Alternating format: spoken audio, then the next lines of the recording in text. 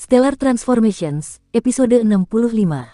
Untuk melihat video selengkapnya, sahabat bisa kunjungi playlist yang telah Sabta Novel sediakan. Yuk mari, kita berimajinasi bersama dan masuk ke alur ceritanya.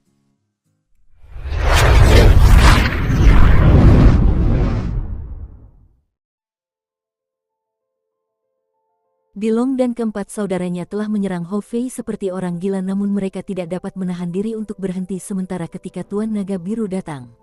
Salam, Tuan Naga Biru. Kelima saudara hanya sedikit melipat tangan mereka untuk memberi hormat. Bagaimanapun, mereka adalah penguasa Aula 9 Iblis, dan Aula 9 Iblis juga dikenal sebagai salah satu dari 3 kekuatan super bawah air seperti Istana Naga Biru. Hanya saja, penguasa Naga Biru terlalu kuat. Wilayah Aula 9 Iblis yang radiusnya 90 juta li memiliki lebih dari 1 juta Siuyaois. Namun, baik Istana Naga Biru maupun Istana Air Biru lebih kuat daripada Aula 9 Iblis. Wilayah mereka masing-masing memiliki radius lebih dari 100 juta li dan mereka juga memiliki lebih banyak Siuyaois di bawah mereka. Dilong, Teng San bilang kau mencoba membunuh orang bernama Qin Yu. Kenapa kau malah mencoba membunuh monyet sekarang? Lagi pula, kenapa kalian berlima malah bergabung? Tanya Overlord Azure Dragon terus terang dengan senyum tipis di wajahnya. Dilong tahu dengan jelas bahwa Tuan Naga Biru pada umumnya memperlakukan orang lain dengan cukup baik, tetapi saat dia marah, dia akan menjadi liar dan tidak kenal ampun. Tuan, monyet ini adalah saudara Qin Yu dan bernama Ho Fei. Tadi, ketika kami berlima mencoba membunuh Qin Yu di formasi gerbang surgawi 6 Harmoni Agung, dia tiba-tiba memanfaatkan situasi dan membunuh saudara kelima dan ketujuh kami. Jika kami tidak membalas kematian mereka, kami tidak akan bisa mati dengan mata tertutup. Wajah Dilong dipenuhi niat membunuh, begitu pula kata-katanya. Di belakangnya, keempat saudaranya juga mendidih dengan niat membunuh. Dua saudara mereka terbunuh secara beruntun belum lama ini, jadi mereka semua ingin membunuh Ho Fei sesegera mungkin. Ho Fei, penguasa naga Azure menatap Ho Fei dan tiba-tiba tercengang, oh, dia baru tahap akhir Yuanying, tapi kau sudah lama sekali tidak bisa membunuhnya meskipun sudah bergabung. Sepertinya Ho Fei juga binatang suci. Luar biasa, luar biasa. Seorang Siuyaois tahap Yuanying akhir yang mampu bertahan dari serangan Dilong tahap Dongsu akhir dan saudara-saudaranya dalam waktu yang lama hampir pasti merupakan binatang dewa. Dilong mengerutkan kening. Namun, Dijian di sampingnya berkata, Tuan Naga Biru, Ho Fei ini telah membunuh saudara kelima dan ketujuhku, jadi kami atau dia yang harus mati.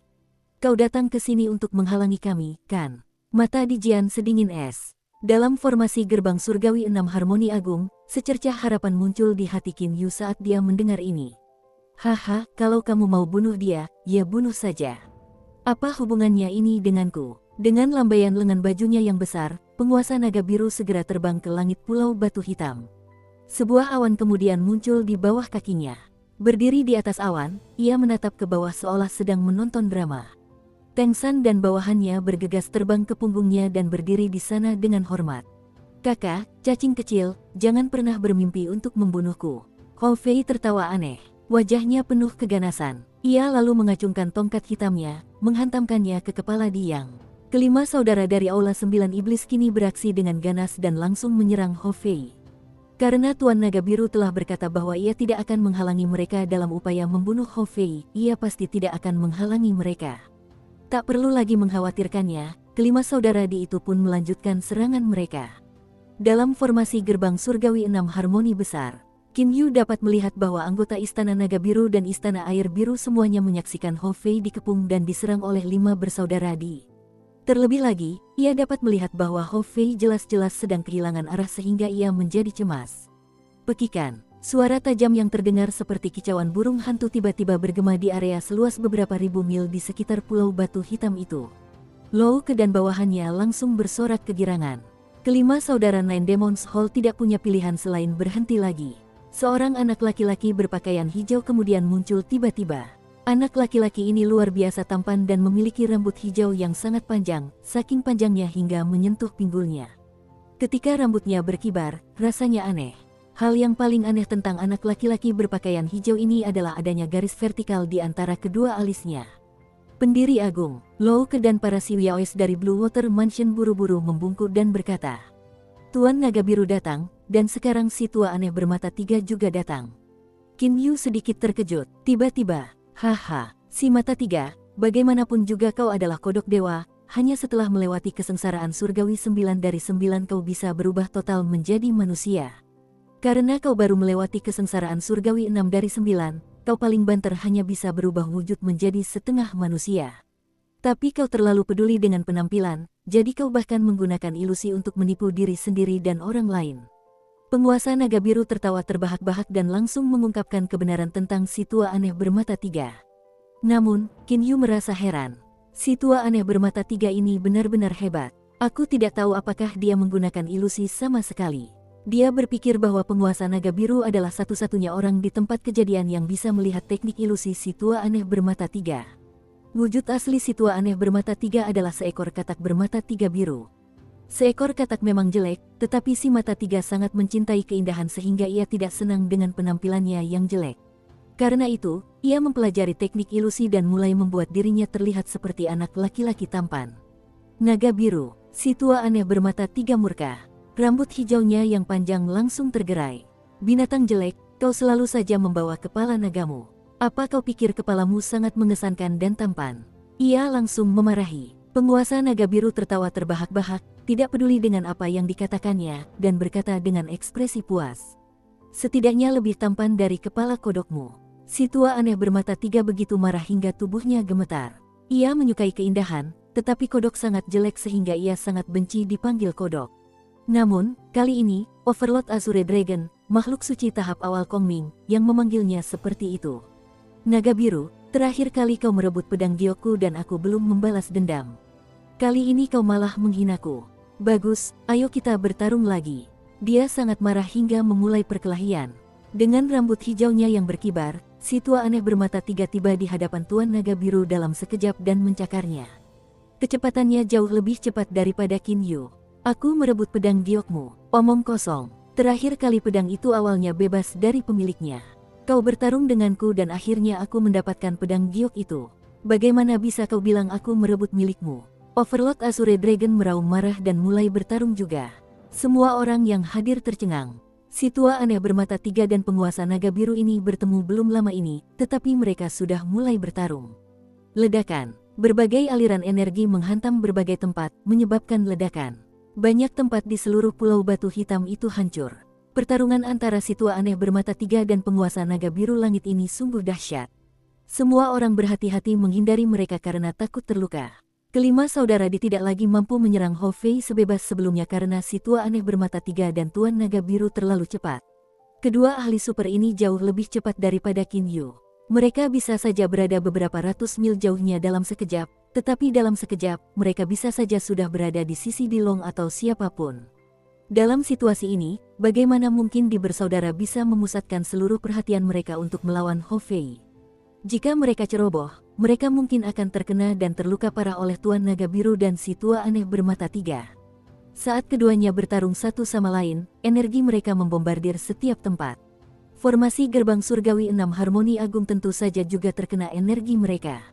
Namun, aliran energi tersebut hanyalah energi sisa dari pertukaran antara Tuan Naga Biru dan si tua aneh bermata 3, sementara formasi besar ini dibentuk oleh 7 yang mulia, sehingga aliran energi tersebut mustahil menembus formasi. Jangan pamerkan kekuatanmu, Fei Fei.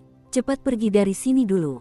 Qin Yu segera memberitahu Hou Fei melalui komunikasi indera suci.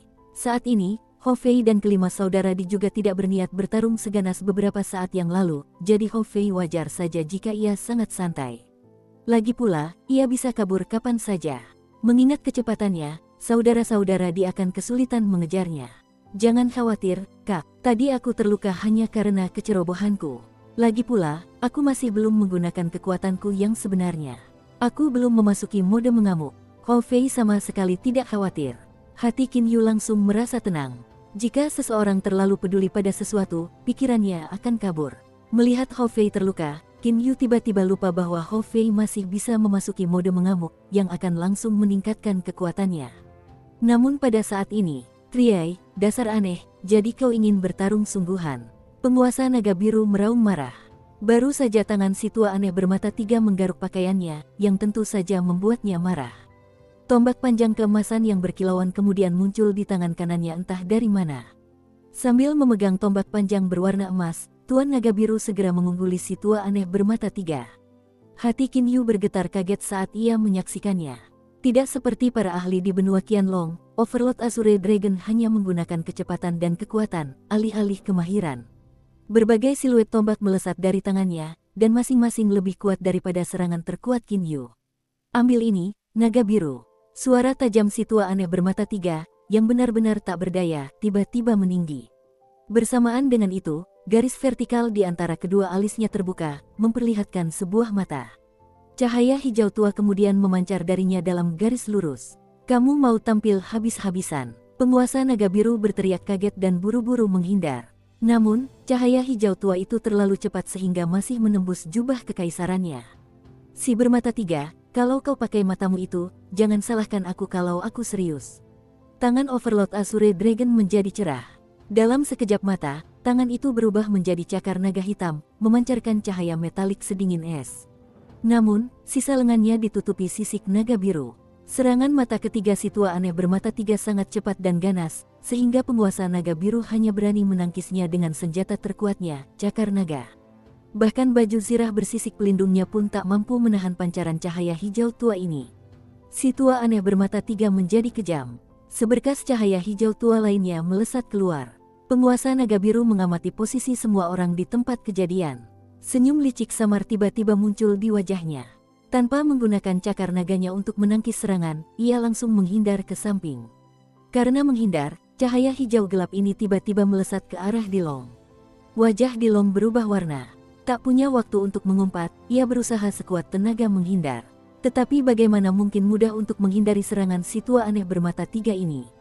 Geraman. Dilong menggeram marah dan langsung berubah menjadi naga air iblis ungu sepanjang lebih dari 100 meter. Sinar cahaya hijau tua itu menembus tubuh Dilong seperti menembus selembar kertas dan memasuki lautan, lalu menghilang. Dilong segera kembali ke wujud manusianya. Kenapa kau menyakitiku, pendiri agung bermata tiga? Ia murka. Kini luka yang sangat kecil muncul di perutnya. Meskipun besar, ia tak mampu menghentikan pendarahannya. Dilong, jika aku benar-benar ingin menyakitimu, bagaimana mungkin kau masih hidup? Suara si tua aneh bermata tiga meninggi. Namun, ia masih melawan penguasa naga biru dengan sangat cepat. Seberkas cahaya hijau tua melesat satu demi satu. Semua orang di tempat kejadian menghindar dengan ketakutan karena tak ada yang berani menghalangi serangan semacam itu. Dilong mengerti, jika si tua aneh bermata tiga benar-benar ingin membunuhnya, sinar cahaya hijau tua itu pasti akan meledak setelah menembus tubuhnya dan ia pasti akan mati. Namun, si tua aneh bermata tiga tidak meledakkan cahaya hijau tua itu di tubuhnya. Yakin akan hal ini, Dilong langsung berhenti bicara. Jagoan, sinar cahaya hijau tua lainnya melesat keluar. Namun, tiba-tiba mengenai formasi gerbang surgawi 6 harmoni agung secara langsung. Puff, meskipun sedikit terhalang, sinar cahaya itu tetap menghancurkan formasi. Setelah kehilangan sebagian besar energinya, sinar cahaya itu menembus permukaan pulau batu hitam dan menghilang. Formasinya telah hancur. Formasi gerbang surgawi 6 harmoni agung telah dihancurkan. Qin Yu tercengang, kelima saudara dari Aula 9 Iblis tercengang, dan Hou Fei juga tercengang. Serangan mata ketiga adalah serangan terkuat si tua aneh bermata tiga. Bahkan Overlord Azure Dragon pun tak berani menangkisnya dengan mudah. Oleh karena itu, meskipun pertahanannya sangat kuat, formasi gerbang surgawi 6 harmoni agung tetap hancur oleh sinar cahaya itu. Pendiri agung tiga mata, kamu. Dilong menunjuk si tua aneh bermata tiga. Ia begitu marah hingga tubuhnya gemetar dan ia bahkan tak bisa menyelesaikan kalimatnya. Dia dan saudara-saudaranya terpaksa bekerja sama dan memanfaatkan ketidakpedulian Qin Yu untuk membentuk formasi gerbang surgawi 6 harmoni agung. Sekarang Di Luan dan Di Feng sudah mati, mereka tidak bisa lagi membentuknya meskipun mereka mau. Dengan kecepatan Qin Yu, bagaimana mereka masih bisa mengurungnya? Si mata tiga, kau benar-benar keterlaluan. Dilong dan saudara-saudaranya butuh banyak usaha untuk membangun formasi sebesar ini, tapi kau malah menghancurkannya begitu saja. Overlord Azure Dragon juga menunjuk si mata tiga yang aneh. Si tua aneh bermata tiga melotot marah ke arah Dilong dengan ketiga matanya. Dilong, kenapa kau tidak memasangnya di tempat lain, bukan di tempat aku dan Azure Dragon bertarung? Tanyanya dengan dengusan dingin. Tatapan tajamnya membuat jantung di bersaudara berdebar kencang. Mereka tak berani berkata apa-apa lagi, meskipun dalam hati mereka sangat marah. Sudahlah, tiga mata. Kalau kau mau bertarung, kita tunggu saja sampai Dilong dan saudara-saudaranya selesai mengurus urusan mereka. kata naga biru langit seolah-olah dia orang baik. Si tua aneh bermata tiga mendengus dingin, lalu terbang di depan Louke dan bawahannya, lalu berhenti bicara. Jelas dia telah menerima saran naga biru. Karena itu, naga biru dan si tua aneh bermata tiga berhenti bertarung setelah hancurnya formasi gerbang surgawi 6 Harmoni Agung. Kelima di bersaudara sangat marah hingga tak tahu harus berkata apa. Namun, mereka tidak menyadari ada secercah rasa geli di mata Overlord Azure Dragon dan Old Freak Triai. Aktingmu cukup bagus, Triai. Dukung terus channel YouTube Sabta Novel. Punyamu juga lumayan. Tapi nanti jangan panggil aku kodok ini kodok itu, atau aku akan benar-benar melawanmu. Penguasa naga biru dan si tua aneh bermata tiga berbicara satu sama lain melalui komunikasi indera suci. Tak seorang pun bisa mendengar apa yang mereka bicarakan. Qin Yu bergegas ke sisi Hou Fei seperti seberkas cahaya keemasan. Mari bergabung, Fei Fei. Dia mengepalkan tinjunya. Sarung tangan api menempel di permukaan tinjunya seperti lapisan kulit. Saat ia dikurung dalam formasi gerbang surgawi 6 Harmoni Agung, ia hanya bisa menyaksikan Hou Fei bertarung sendirian, jadi wajar saja ia ingin keluar untuk membantu sejak lama. Ia tidak mampu menghancurkan formasi besar itu, tetapi untungnya si tua aneh bermata tiga dan Tuan Naga Biru bertarung satu sama lain dan tanpa sengaja menghancurkan formasi itu untuknya. Kakak, kalau kita bersatu, kita akan jadi tak terkalahkan. Hou Fei menggeliat pinggangnya dan berkata dengan puas. Wajah kelima saudara Dilong, Dijian, Diyang, Disu, dan Dinai, semuanya tampak dipenuhi niat membunuh. Mereka memelototi Qin Yu dan Hou Fei, yang juga memelototi mereka tanpa rasa takut atau menghindar. Dilong dan rekan-rekannya melawan Qin Yu dan Hou Fei, 5 saudara melawan 2 saudara. Anggota Azure Dragon Palace dan Blue Water Mansion hanya menonton, tidak membantu kedua belah pihak. Setelah kelima saudara melawan Qin Yu dan Hou Fei, menurutmu siapa yang akan menang, si mata tiga? Penguasa naga biru sedang memperhatikan Dilong, Qin Yu, dan yang lainnya, tetapi ia terus mengobrol dengan si tua aneh si mata tiga melalui komunikasi indera suci.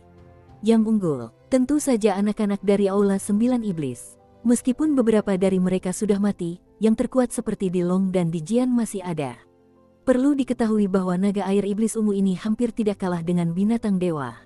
Mereka hanya bisa berubah menjadi manusia setelah melewati kesengsaraan surgawi 6 dari 9. Ketika naga air Dongsu tingkat akhir kembali ke wujud aslinya, kekuatannya akan meningkat beberapa kali lipat. Si tua aneh bermata tiga jelas-jelas mengira bahwa kelima saudara dia akan menang.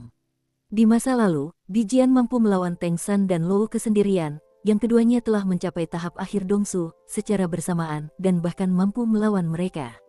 Perlu diketahui bahwa Teng San adalah naga bertanduk dan Louke adalah katak merah tua yang juga sangat luar biasa. Fakta-fakta ini menunjukkan betapa tangguhnya naga air iblis ungu. Qin Yu, Hou Fei, Dilong berteriak keras. Setelah itu, kelima saudara menyerang Qin Yu dan Hou Fei dengan sangat cepat.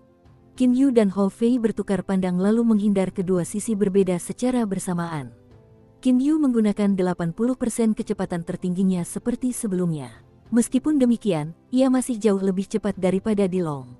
Sebaliknya, Hou Fei sesekali melancarkan beberapa serangan dengan tongkatnya sambil menghindar dengan lincah. Dalam sekejap mata, Qin Yu berhasil lolos beberapa ratus li.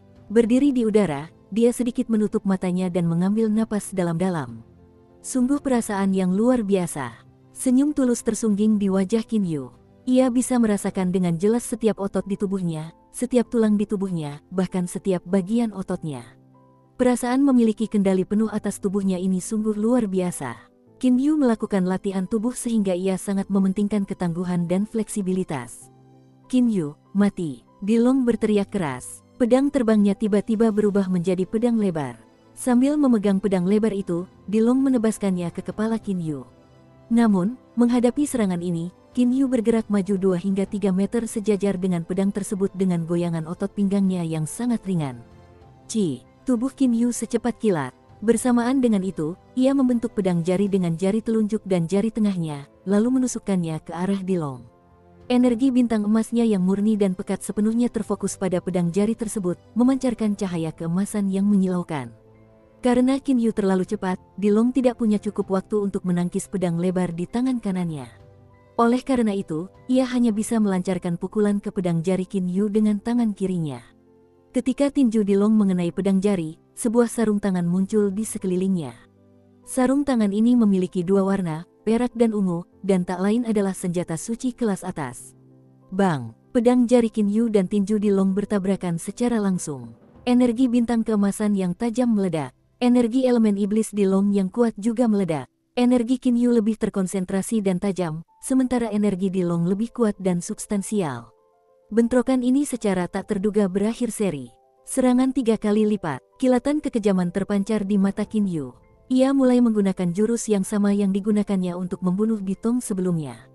Jari-jarinya diluruskan. Dalam sekejap, pedang jari berubah menjadi serangan tangan tombak. Kemudian, tanpa jeda, ia menekuk jari-jarinya dan melancarkan pukulan. Dia telah menyerang 3 kali secara terus-menerus. Di Long sangat kuat, tetapi tulang dan sendi tangan kirinya masih terasa sakit seolah-olah akan retak. Untungnya, sarung tangannya ditempa dengan menggabungkan sisik naga dengan kristal berkualitas tinggi sehingga pertahanannya sangat kuat. Meski begitu, 3 serangan beruntun Qin Yu hampir membuat tangan kirinya kehilangan kemampuan menyerang.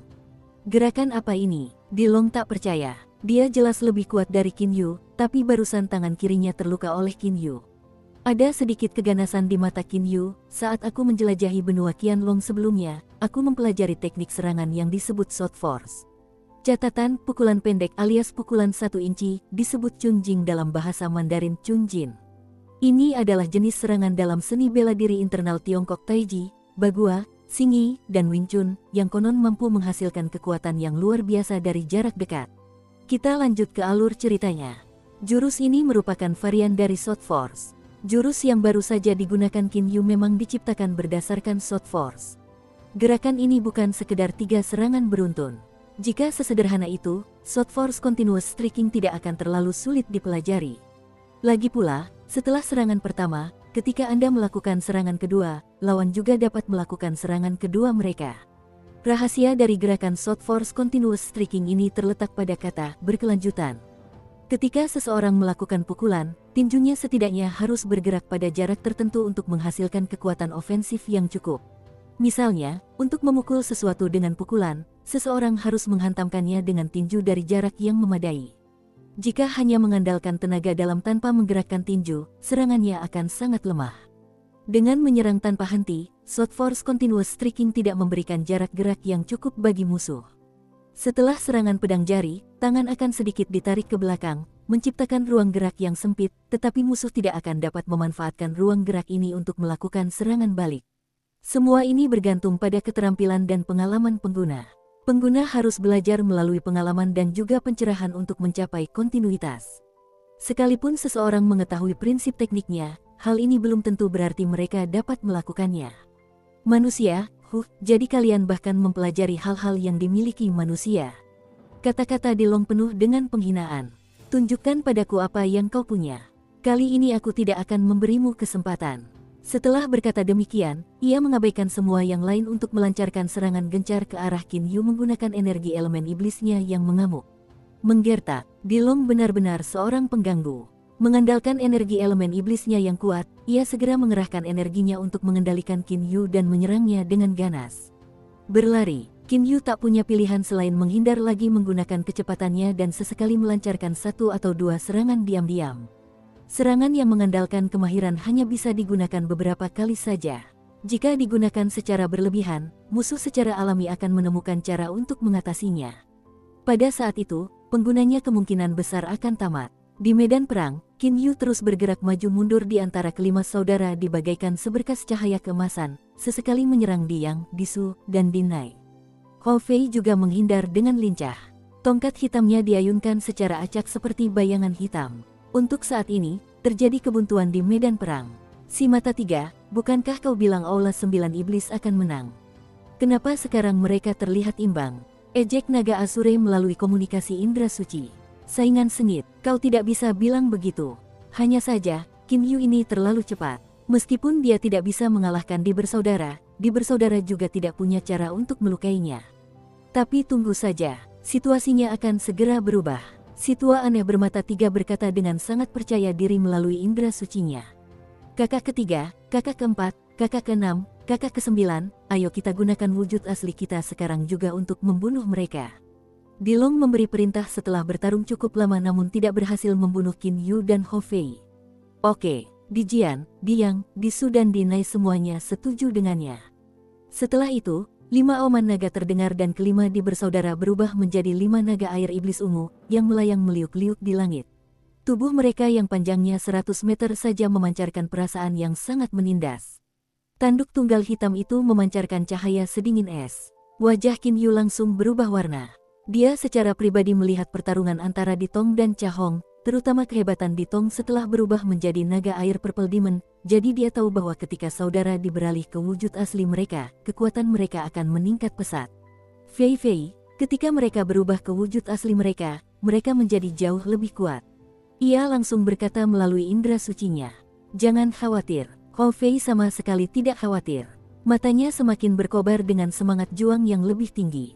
Dengan kibasan ekor mereka, kelima naga air iblis ungu langsung berubah menjadi 5 bayangan ungu, menyerang Qin Yu dan Hou Fei.